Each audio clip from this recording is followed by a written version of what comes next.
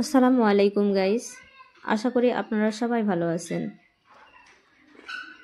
Life is not a bed of roses.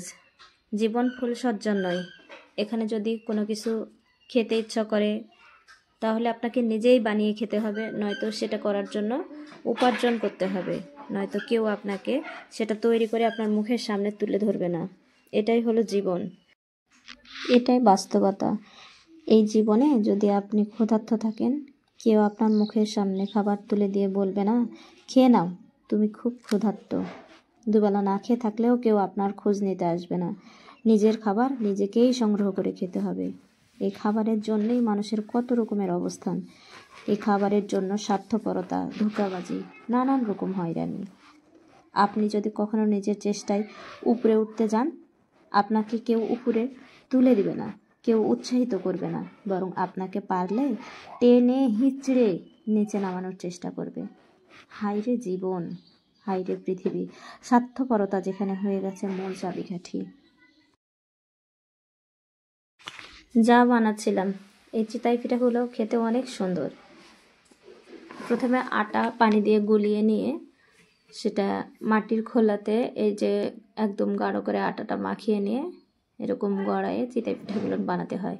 তাহলে খুব সুন্দর হয়ে সে পিঠাগুলো ফুটে ওঠে, মনে হয় পিঠাগুলো নকশা করেই বানানো হয়েছে।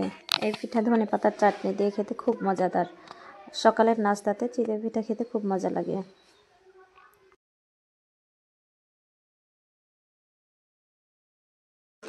যা বলছিলাম যে মানুষের কখনো ভালো দেখতে পারে না।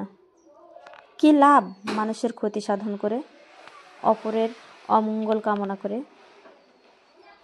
একটা মানুষের জন্ম তখনই ধন্য হয় যখন তার দ্বারা একটা ছোট্ট প্রাণীরও কাজে আসে। তো আমরা কেন একে অপরের অমঙ্গল কামনা করব? যদি আমার দ্বারা একটা মানুষেরও উপকার হয় তাহলে নিজেকে ধন্য মনে করব। তাই বলি, একে অপরের ক্ষতি সাধন না করে অসহায় নিপীড়িত মানুষের পাশে দাঁড়ান, যেন নিজের জীবনটা ধন্য হয়, নিজে ধন্য হন, আর মানুষের উপকার করলে নিজেরও ভালো লাগে। আসুন আমরা সবাই একটি মলিন মুখে হাসির কারণ হই, যেন একটি ফুলও না ঝরে যায় অবহেলায়, অনাদরে। ধন্যবাদ আপনাদের সবাইকে যারা এতক্ষণ আমার সঙ্গে ছিলেন।